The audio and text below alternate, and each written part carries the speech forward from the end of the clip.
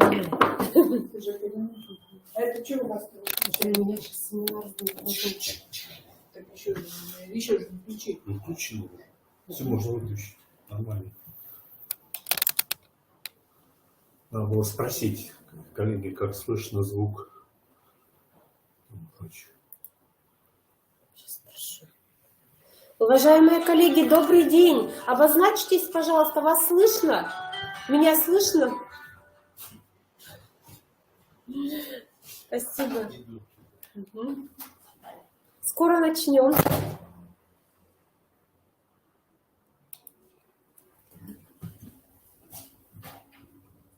Так, может быть, как-то вот так немножечко. Нормально? Слышно? Да, вот так. Добрый день, слышно, слышно. Там было главное, что сверху видно надпись. Все равно ты эту самую закрываешь собой. Надпись, чтобы было видно. Вот, да, хорошо.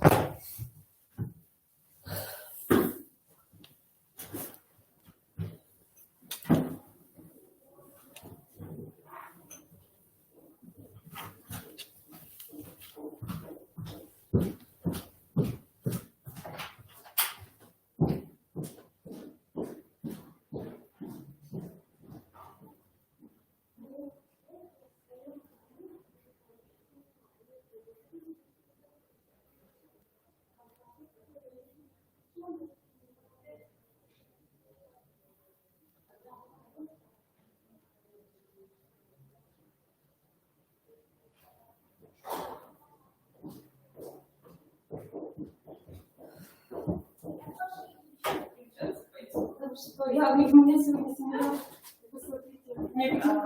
Слушайте, а у меня не сделали, что фон пойдет сам по себе без этой картинки. Они там что-то настраивают, и я тоже сижу на фоне чего-то там, этих букв, да. Вячеслав Алексеевич, не знаю. Хорошо.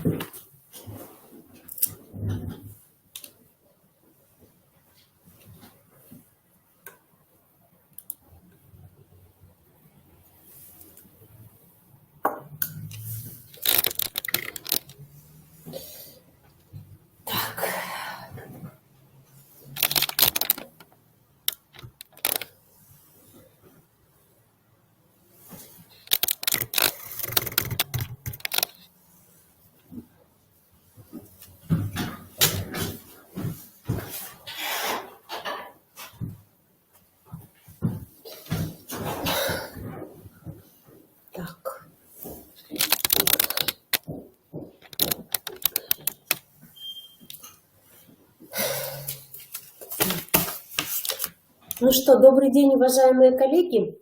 Меня слышно? Еще раз хочу вас спросить. Добрый день. Немножечко я сегодня в другом кабинете, поэтому прошу прощения за такие технические немножечко неудобства. Уважаемые коллеги, добрый день. Я рада приветствовать вас в Коми-Республиканском институте развития образования. У нас с вами сегодня вебинар. Именно по методическим рекомендациям по составлению расписания уроков для обучающихся начального общего образования. Значит, свой семинар, вебинар я разделила на две части. Если вы уже получали данные методические рекомендации, если вы их уже изучили, то вы знаете, что они довольно-таки объемные, и в рамках одного вебинара их рассмотреть довольно-таки тяжело. Поэтому сегодня мы с вами рассмотрим рекомендации, которые даны для уровня начального общего образования, а 2 марта в 15 часов, я вам также отправлю ссылочки, мы рассмотрим с вами основное и среднее общее образование. Согласны? Хорошо. Ну что, уважаемые коллеги,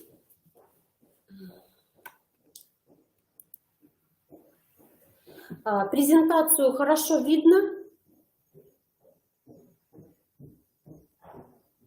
Видно. Хорошо, замечательно. 17 декабря 2021 года Министерством просвещения Российской Федерации во все регионы были направлены данные методические рекомендации. Они составлены, разработаны Институтом возрастной физиологии Российской академии образования. Сегодня мы с вами рассмотрим, значит, какие направления. Это организация образовательной деятельности с учетом периодов работоспособности и утомления обучающихся, гигиенические требования к составлению расписания уроков для обучающихся начального общего образования. И также мы немножечко остановимся на расписании уроков при обучении по четвертям и триместрам. Хочу сразу же вам сказать, что в конце нашего вебинара все материалы, в том числе и моя презентация, она будет у вас в доступе. И методические рекомендации, если кто-то еще их не видел, тоже будут вам в доступе. Я бы, наверное, рекомендовала после того, как вы прослушаете, далее рассмотреть данные методические рекомендации на каких-то своих методических совещаниях в школе. Ну что, давайте начнем. Многочисленными исследованиями установлено наличие тесной связи между состоянием здоровья обучающихся и организацией обучения в образовательной организации. На состояние здоровья ребенка оказывают влияние многие факторы: условия обучения, особенности организации образовательной деятельности, использование технических средств и многое другое. Все это в значительной мере регламентировано санитарно-эпидемиологическими правилами и нормативными постановлениями главного государственного санитарного врача Российской Федерации. Все они разработаны с учетом возрастных особенностей обучающихся и направлены на охрану и укрепление здоровья детей и подростков. Соблюдение санитарно-эпидемиологических правил и нормативов помогает создать не только благоприятные, комфортные условия обучения, но и обеспечить рациональную организацию образовательной деятельности, которая является важнейшим принципом построения режима дня обучающихся. Мощным ресурсом в этом направлении является оптимально составленное расписание уроков. Перед вами на слайде представлен список нормативных документов, регламентирующих составление расписания в образовательной организации. Зачитывать я их уже не буду, но хотелось бы, чтобы вы данные нормативные документы распечатали, и чтобы у вас была папка, такой помощник, и чтобы вы могли всегда заглянуть в эти документы и правильно составить расписание. В этих документах изложен ряд требований, которые необходимо учитывать и выполнять при организации образовательной деятельности. Остановлюсь немножечко на федеральном законе об образовании в Российской Федерации, где сказано, что каждая образовательная организация может самостоятельно выбирать систему организации обучения и продолжительность каникул. На сегодняшний день практикуется организация образовательной деятельности в образовательных организациях по учебным четвертям и триместрам при 5- и 6-дневной учебной неделе. У каждой из этих систем обучения есть свои недостатки, есть свои преимущества. Между тем, требования к составлению расписания едины и должны учитываться всеми образовательными организациями. Правильно организованное обучение способствует не только приобретению прочных знаний, но и благоприятному росту и развитию обучающихся, укреплению их здоровья. Поскольку расписание уроков строится с учетом изменения умственной работоспособности обучающихся в течение дня и недели, необходимо пояснить, что такое работоспособность вообще и что такое умственная работоспособность. Работоспособность – это уровень функциональных возможностей организма человека, характеризующийся эффективностью умственной или физической работы, выполняемой за определенный промежуток времени. Для измерения работоспособности нужно оценить объем и качество работы, и умственной, и физической, которую человек способен выполнить за какое-то фиксированное время, либо за минуту, либо за час, либо еще другое время. Что же такое, соответственно, под умственной работоспособностью понимается способность человека выполнять умственную работу в условиях школьного образования. Это в первую очередь работа с информацией, ее восприятие, запоминание и продуктивное использование. Итак, организацию образовательной деятельности необходимо строить с учетом физиологических принципов изменения работоспособности детей и подростков. Обратите внимание на рисунок 1. Здесь представлена типичная кривая работоспособности обучающихся. Период врабатывания характеризуется повышением работоспособности, затем она держится на высоком уровне, период высокой устойчивой продуктивности или работоспособности. Далее закономерно следует период снижения работоспособности и развития утомления, в котором выделяют 3 зоны: неполной компенсации, конечного порыва и прогрессивного падения. Любой учитель знает, что дети одного и того же возраста значительно отличаются друг от друга не только по своим способностям, темпу усвоения знаний, но и по работоспособности, по утомляемости при одной и той же нагрузке. У большинства обучающихся учебная работоспособность повышается от момента пробуждения и достигает максимума между 11 и 13 часами. Затем она снижается и вновь повышается в промежутке между 16 и 18 часами.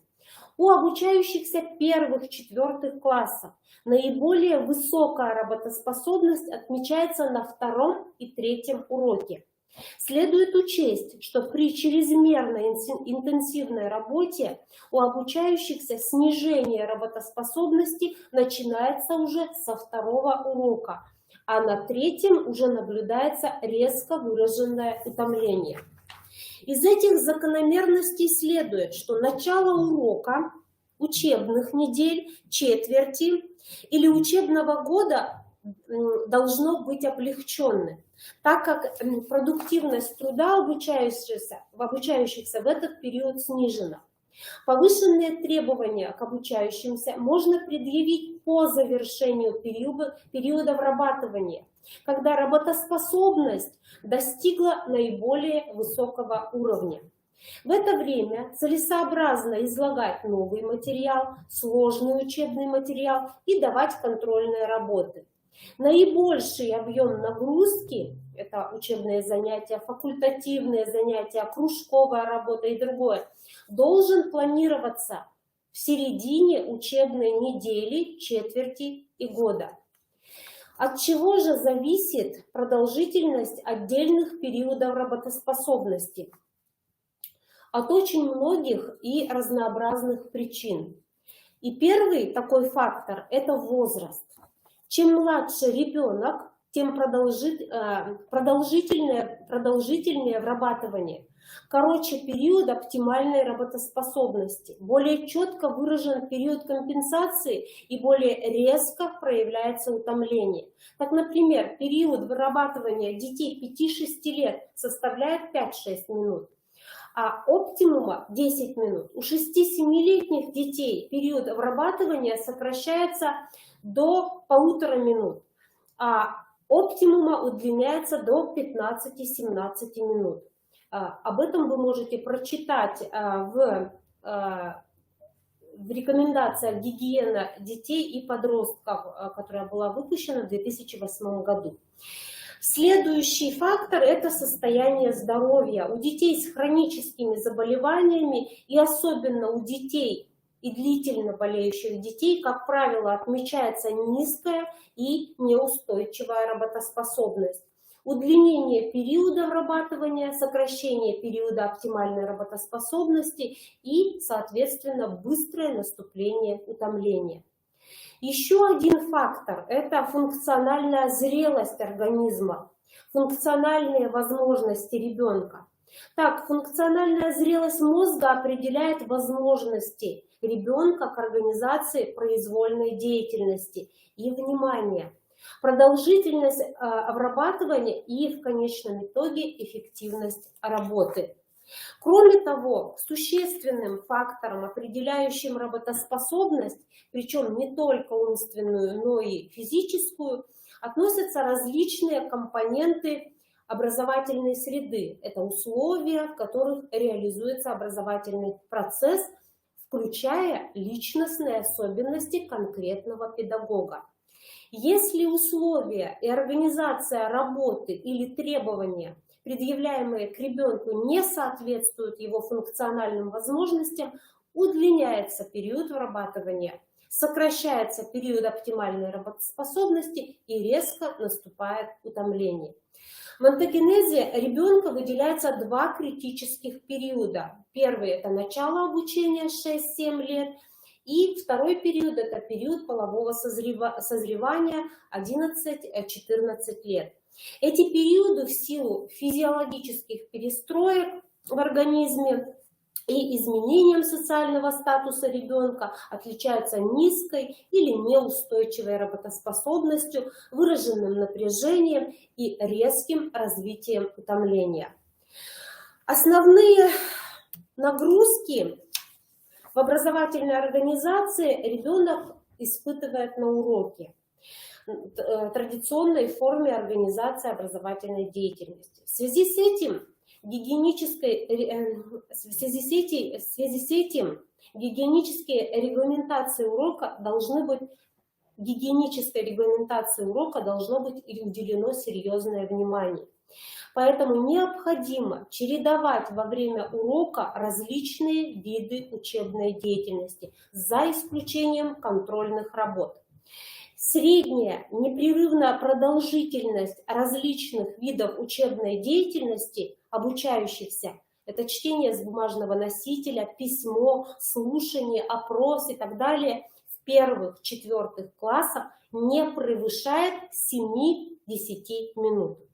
Регламентируется и общая продолжительность урока. Установлено, что оптимальная продолжительность урока у нас 40-45 минут.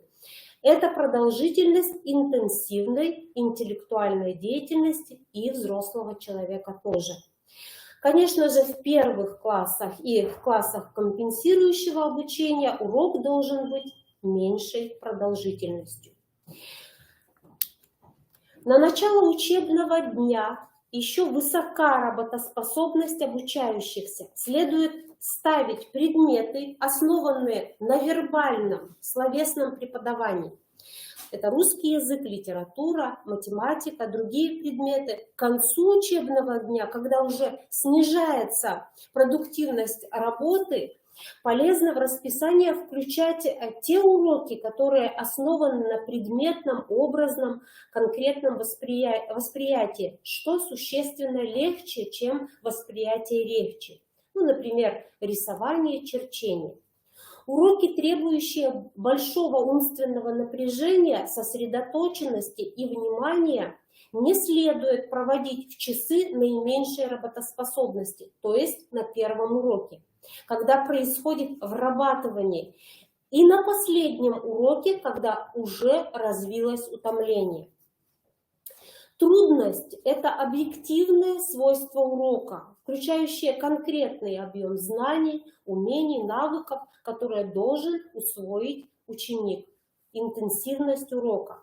А утомительность – это уже субъективный индивидуальный показатель, характеризующий функциональную стоимость урока за каждого ученика. Нет и четких педагогических критериев оценки трудности урока. Трудными являются не только объективно сложные предметы, математика, русский язык, другие, но и те учебные предметы, с которыми обучающиеся встречаются впервые. Проведение сдвоенных уроков неблагоприятно сказывается на функциональном состоянии детей младшего школьного возраста. Поэтому в начальной школе они не проводятся. Исключение составляют у нас только уроки физической культуры, по лыжной подготовке и по плаванию. Не рекомендуется сочетание 2 или 3 трудных уроков подряд. Рационально чередование предметов естественно-математического и гуманитарного цикла с уроками изобразительного искусства, музыки, технологии, физкультуры, что дает возможность обучающимся переключиться от умственной деятельности на другой вид деятельности. Такое переключение служит активным отдыхом и обеспечивает высокую работоспособность не только в течение учебного дня, но и во всей учебной неделе. Гигиенические рекомендации к проведению урока едины для всех классов и сводятся к следующему. Учебная нагрузка, постепенно увеличиваясь, должна достигать максимума в середине, а затем к концу урока должна обязательно снизиться. В процессе занятий должны создаваться микропаузы. Этим требованиям отвечает стандартная схема построения урока, при которой урок условно делится на 3 части: вводную, основную и заключительную часть урока. Вводная часть урока отводится для организационных мероприятий и опроса, основная для изложения нового материала или закрепления уже пройденного, а заключительная часть урока для тренировочного воспроизводства. Основные гигиенические требования к составлению расписания уроков базируются на 2 принципах. Это чередование разных видов деятельности и распределение учебных предметов в соответствии с дневной и недельной динамикой работоспособности. Улучшить состояние ребенка в течение дня, отодвинуть утомление, снять усталость помогают физиологические стимуляторы. В качестве таких стимуляторов предлагается использовать активную прогулку, подвижные игры, ну и, конечно же, физкульт-минутки. Большое значение имеет правильная организация учебной недели. Многочисленные исследования недельной динамики работоспособности обучающихся позволили выявить дни недели, характеризующие оптимальными показателями. В понедельник происходит постепенное включение обучающихся в учебную деятельность, поэтому их работоспособность в этот день не достигает оптимальных значений. Наиболее продуктивными в этом отношении вторник и среда. С четверга постепенно накапливается утомление, нарастающее к пятнице и к субботе. Наиболее выраженное утомление учеников почти во всех классах отмечается в пятницу. Последующий подъем работоспособностью в субботу, и он обусловлен тем, что положительное эмоциональное воздействие, ожидание предстоящего отдыха. В связи с низкими показателями работоспособности в понедельник и в последний день учебной недели недопустимо проведение контрольных работ и контрольных опросов.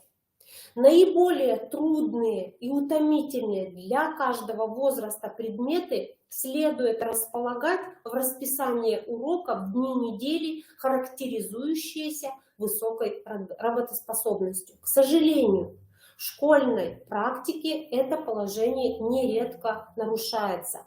Часто дни с наиболее высокой работоспособностью обучающихся, повторюсь, это вторник и среда, загружаются недостаточно, в то время как другие дни с более низкой продуктивностью неоправданно загружены более трудными для освоения учебными дисциплинами.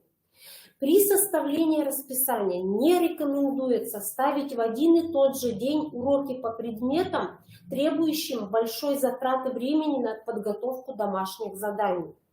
Недоучет этого положения приводит к неравномерной нагрузке обучающихся в разные дни недели. Для разработки школьного расписания можно использовать шкалы трудностей предметов. Попозже я вам покажу эту шкалу. При этом подсчитывается сумма баллов по дням недели в отдельных классах. Например, сумма баллов по ранговой шкале трудностей, вот вы видите на рисунке номер 2, в отдельные дни составляет 36, 38, 47, 40, 35, 32. Эти цифровые данные изображаются графически, вот как это представлено на моем слайде. Школьное расписание оценивается положительно только в том случае, если образуется первый подъем в среду или вторник. Школьное расписание оценивается как нерациональное, вы видите на рисунке 3, при наибольшей сумме баллов в понедельник и в субботу, а также при равномерном распределении нагрузки в недельном цикле, что мы с вами опять же здесь наблюдаем.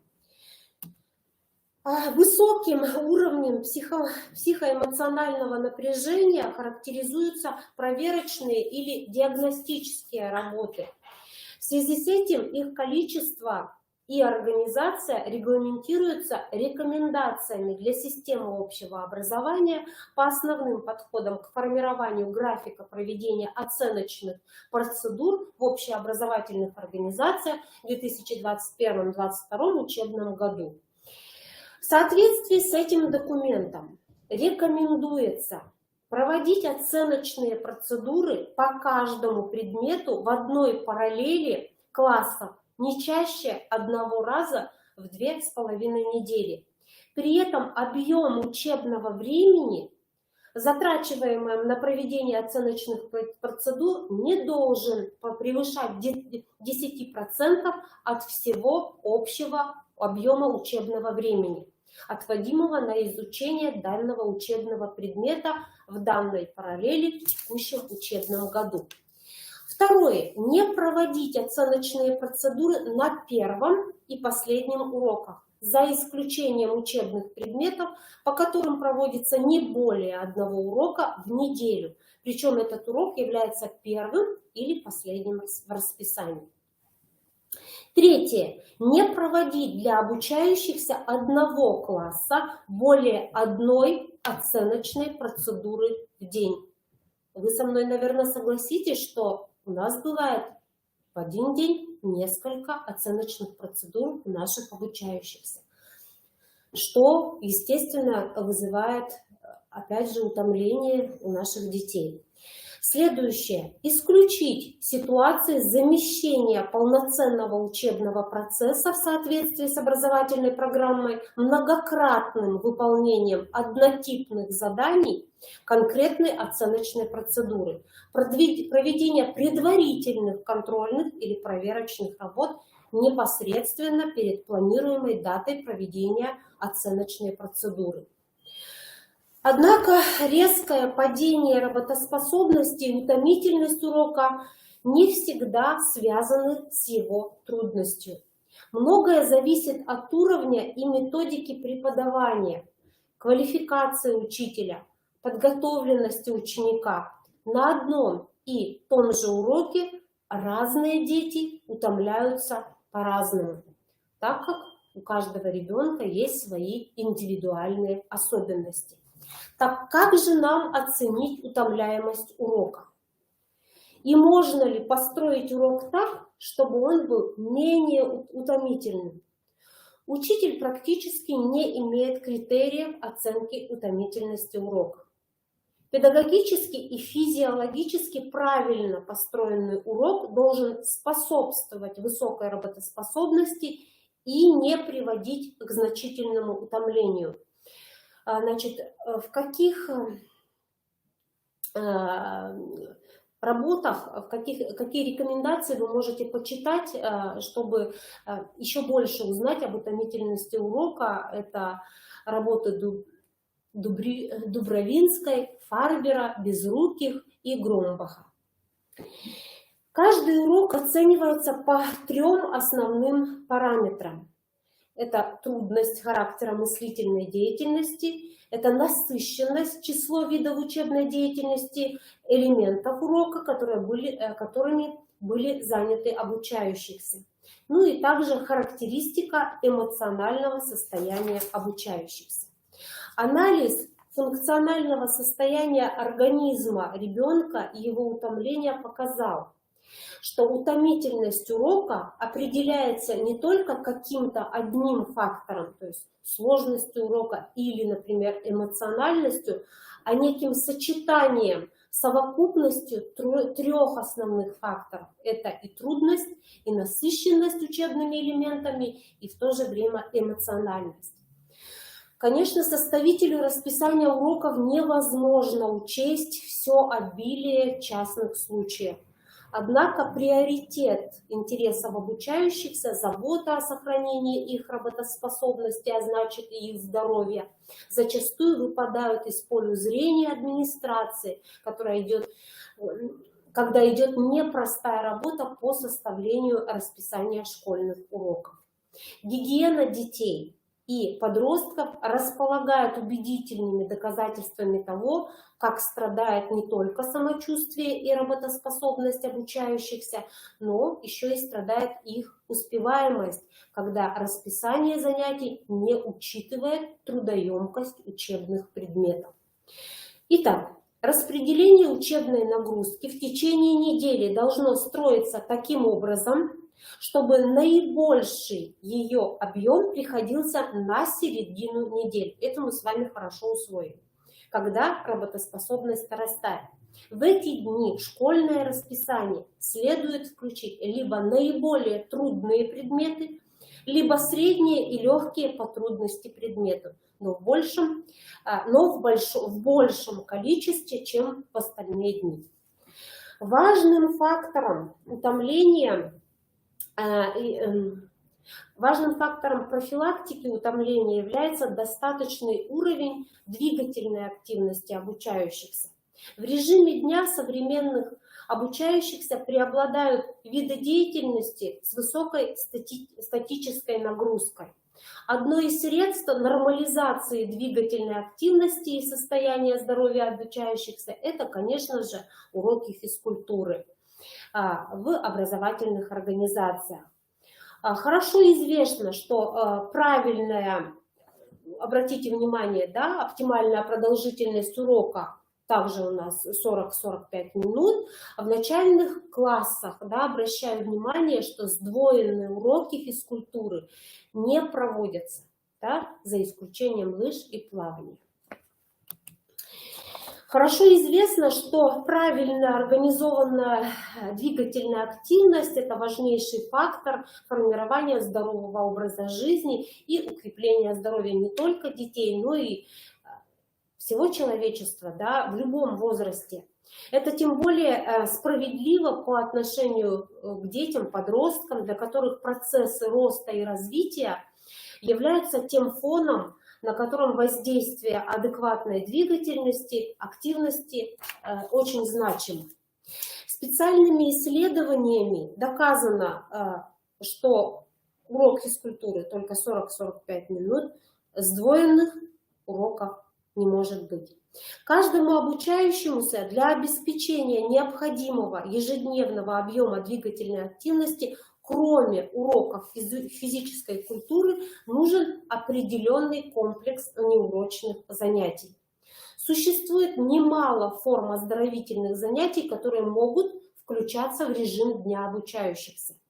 Применяется коллективная утренняя гимнастика, оздоровительные паузы, во время уроков, игровая деятельность. На удлиненных переменах организуются свободные индивидуальные и групповые занятия на спортплощадках с преодолением полосы препятствий, бросками в баскетбольную корзину и так далее. Кроме физкульт-минуток и динамических перемен проводятся прогулочные, игровые, соревновательные и танцевальные перемены.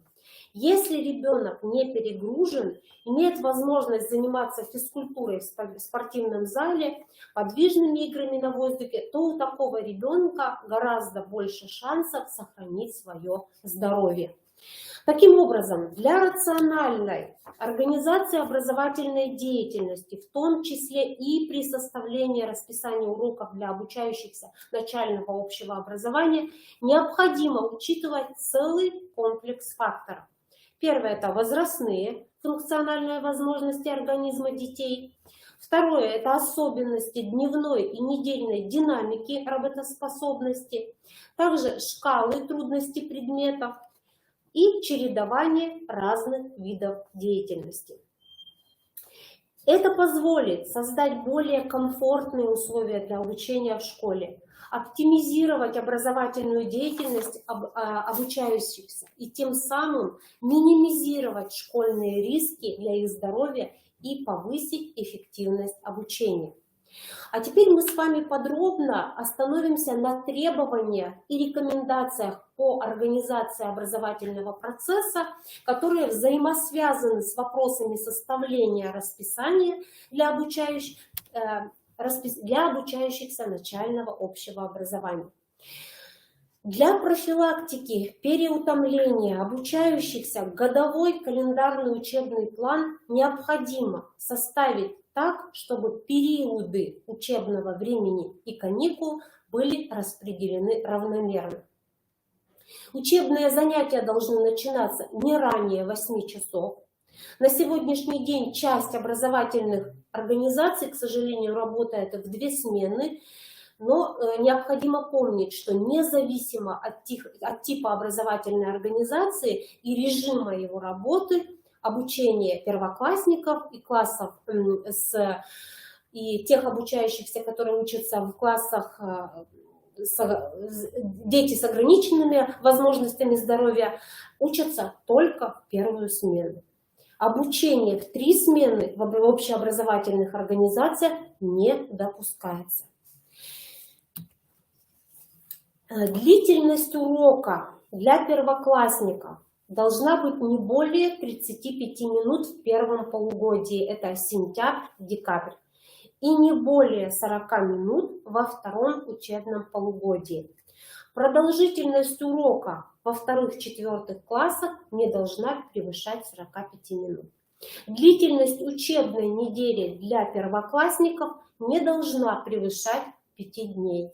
Кроме того, учитывая сложность адаптации к обучению в школе для обучающихся 1 класса, рекомендуется учебную нагрузку увеличивать постепенно и применять так называемый ступенчатый режим. Обучение в первом полугодии в сентябре-октябре по 3 урока в день, по 35 минут каждый, в ноябре, в декабре по 4 урока в день по 35 минут каждый, в январе-мае по 4 урока в день по 40 минут каждый.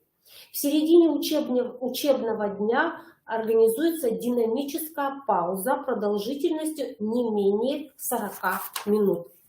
Представляются дополнительные недельные каникулы в середине 3-й четверти. При четвертном режиме обучения возможна организация дополнительных каникул независимо от четвертей или триместра. При составлении расписания необходимо учитывать ряд параметров. Первый – это максимально допустимый недельный объем учебной нагрузки. Второй – максимально допустимый недельный объем внеурочной деятельности. Третье – максимально допустимая образовательная нагрузка в течение дня. И, конечно же, общий объем нагрузки в течение всего дня. Общий объем нагрузки и максимальный объем образовательной нагрузки на обучающегося начального общего образования не должен превышать те требования, которые указаны в таблице 1. Они закреплены санитарными правилами, поэтому обратите на эту таблицу обязательно внимание и обязательно учитывайте в своей работе.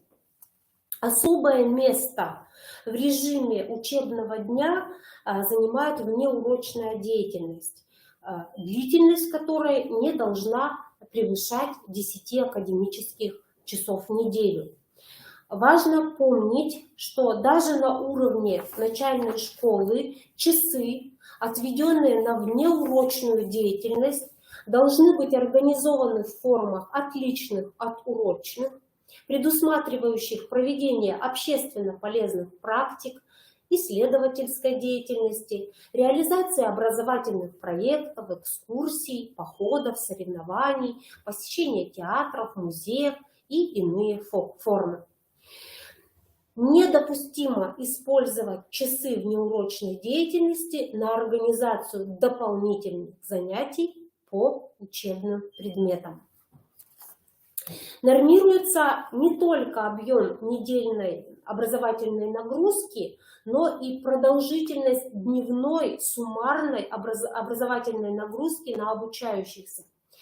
В соответствии с санитарными правилами он должен быть не более 4 уроков для обучающихся первых классов при включении в расписание занятий 2 уроков физической культуры в неделю, не более 4 уроков и 1 раз в неделю 5 уроков для обучающихся первых классов при включении в расписание занятий 3 уроков физической культуры в неделю, не более 5 уроков для обучающихся 2-4 классов при включении в расписание уроков 2 уроков физической культуры в неделю, не более 5 уроков и 1 раз в неделю 6 уроков для обучающихся 2-4 классов при включении в расписание занятия 3 уроков физической культуры в неделю.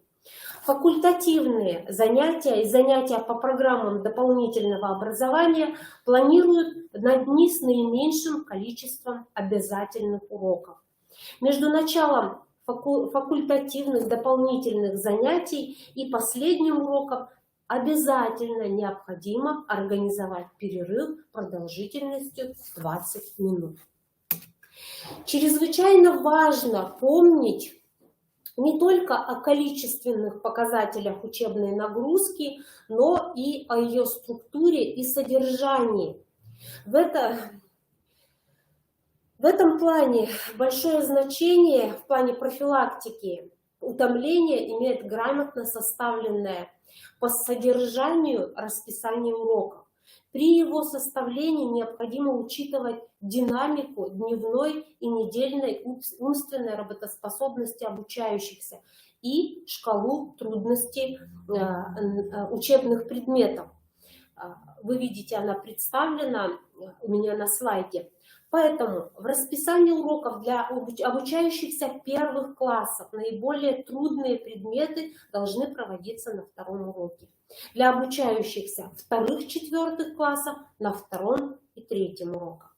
По этой же причине контрольные работы, напоминанию не более 1 в течение учебного дня, рекомендуется проводить на 2-м, 3-м уроках.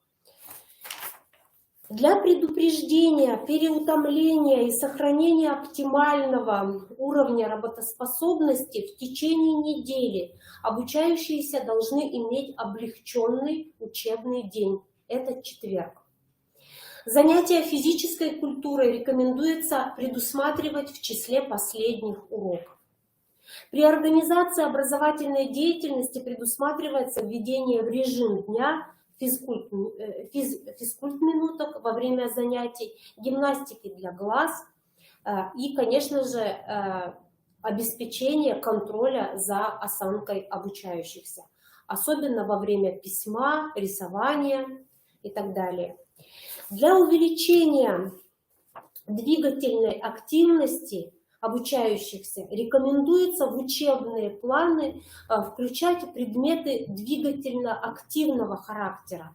Это такие предметы, как хореография, ритмика, современные бальные танцы, обучение традиционным и национальным спортивным играм. Таким образом, двигательная активность обучающихся, помимо уроков физической культуры в образовательной деятельности, может обеспечиваться за счет физкульт-минуток. Да, я хочу вам напомнить, что в конце данных методических рекомендаций есть приложение, где вам уже предложены физкульт-минутки для обучающихся начального звена. Это организованные подвижные игры на переменах, это спортивные часы для детей, посещающих группы продленного дня, это внеклассные спортивные занятия и соревнования, это общешкольные спортивные мероприятия, это дни здоровья, это самостоятельные занятия физкультурой в секциях и спортивных клубах. Ну а теперь немножечко буквально остановимся на расписании уроков при обучении по четвертям и триместрам. Как я уже отмечала ранее, в соответствии со статьей 28 Федерального закона об образовании в Российской Федерации, образовательные организации самостоятельно выбирают систему организации обучения, то есть учебные периоды в виде четвертей и триместров. Опять же напомню, режим обучения по четвертям в общеобразовательных организациях предусматривает 4 учебные четверти, каникулы 4 раза в году, это осенние, зимние, весенние и летние. Точная дата окончания учебного года зависит от многих факторов, например, от возраста обучающихся и наличия или отсутствия экзаменационных испытаний. Существуют еще дополнительные каникулы в середине третьей четверти, которые рассчитаны на обучающихся первых классов. Триместры в образовательной организации – это разделение учебного года не на привычные нам четверти, а на равные учебные периоды с каникулами между ними, равными одной неделе и стандартными летними каникулами. Каждый триместр дополнительно разделяется на 2 части, между которыми у обучающихся есть промежуточные каникулы. То есть таким образом учебная нагрузка распределяется равномерно на весь учебный год, на весь период обучения. Традиционно каникулярные периоды располагаются в календаре триместров через каждые 5 недель. С целью профилактики переутомления в годовом календарном учебном плане обучающихся должно предусмотрено быть чередование периодов учебного времени, сессий и каникул. Продолжительность каникул должна составлять не менее 7 календарных дней. Это тоже прописано в санитарных правилах. Независимо от формы организации образовательной деятельности, перед педагогическим коллективом обязательно стоит проблема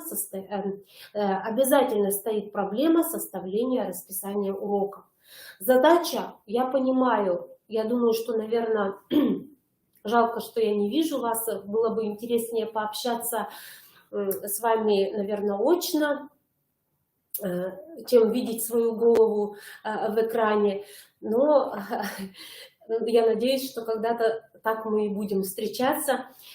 Каждый из вас, наверное, скажет, что расписание уроков – это очень трудная, такая трудоемкая работа.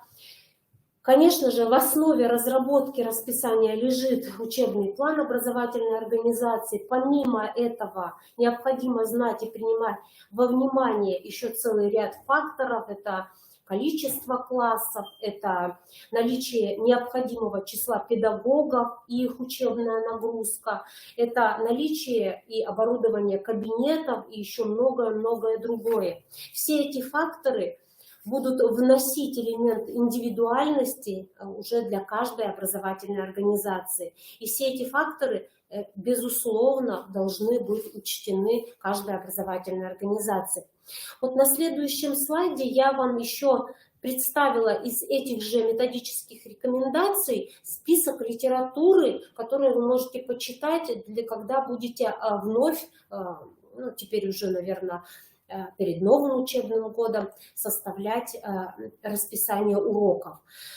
Также в приложении я вам уже сказала, что есть рекомендуемый комплект упражнений физминуток. И также здесь в приложении на 2 представлены основные требования и рекомендации к составлению расписания уроков для обучающихся начального общего образования. Вы можете тоже использовать. Уважаемые коллеги, вот что я хочу сказать вам в заключение.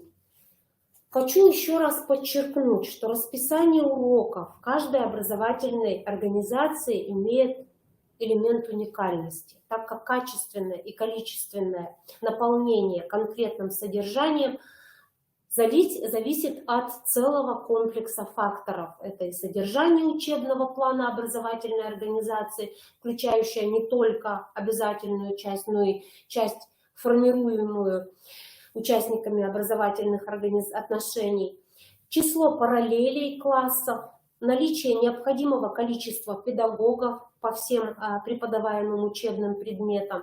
Конечно же, это материально-техническое оснащение образовательной организации, это количество специализированных предметных кабинетов, конечно же, спортивных залов. Вот приведенные методические рекомендации, примеры составления расписаний представляют собой лишь иллюстрацию использования гигиенических принципов составления расписания, то есть нормирование недельной, дневной нагрузки в зависимости от возраста обучающихся, учет дневной и недельной динамики работоспособности и учет шкал трудности предметов, также чередование видов деятельности. Ну вот, в принципе, сегодня я вам представила всю эту методическую рекомендацию, которую представило нам Министерство просвещения Российской Федерации. Если у вас вопросы есть, я готова ответить. Хотелось бы узнать у вас, видели ли вы эти методические рекомендации, знакомы ли вы с ними, читали вы их? Вот обозначьтесь как-нибудь в чате, чтобы у меня было понимание дальнейшей работы уже по основному и среднему общему образованию. Читали вы уже их или нет? Да, вот я вижу, что кто-то, пока 1 плюсик из 72 участников. Так, угу. Да, видели. Они замечательно. Уважаемые коллеги, я очень рада, что данные методические рекомендации до вас дошли. Еще раз мы вам о них напомнили. Мы очень бы хотели, чтобы вы рассмотрели их на своих педагогических советах, на своих методических объединениях с учителями, потому что вы, наверное, со мной согласитесь, что расписание уроков и здоровье ребенка напрямую друг с другом связаны. Поэтому ваша задача составить расписание именно так, чтобы не нанести урон здоровью наших детей. Уважаемые коллеги, есть ли у вас вопросы?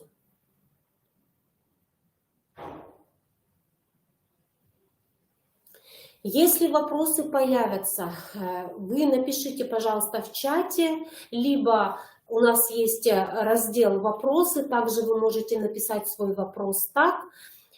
Да, презентация я поделюсь прямо сейчас, и также я ее размещу на нашем сайте, когда размещу информацию о нашем мероприятии, это будет сегодня же, и также на портале «Открытое образование Республики Коми», РМО, заместителей директоров по учебной работе. Спасибо, уважаемые коллеги, что нашли время, послушали материал.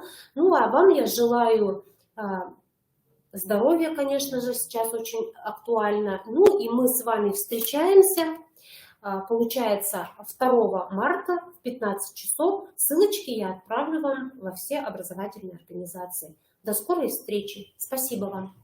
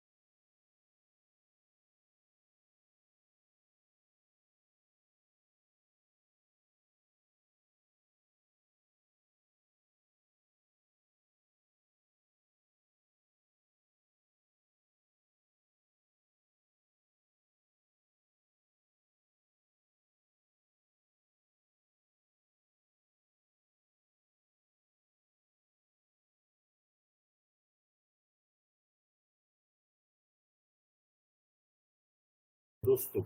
Уважаемые коллеги, мы открыли вам доступ к презентации. Вы можете скачать? Попробуйте, пожалуйста. Я вижу, что еще 33 участника с нами. Попробуйте скачать, чтобы мы точно знали. Да. Нет, не все. Вот кто-то да, Ирина, почему-то у вас не получилось. Рядышком там есть стрелочка «Сохранить презентацию на компьютер». Попробуйте туда. Угу. Если будет проблема, Ирина Пшенко, напишите, пожалуйста, я вам это отправлю. Угу.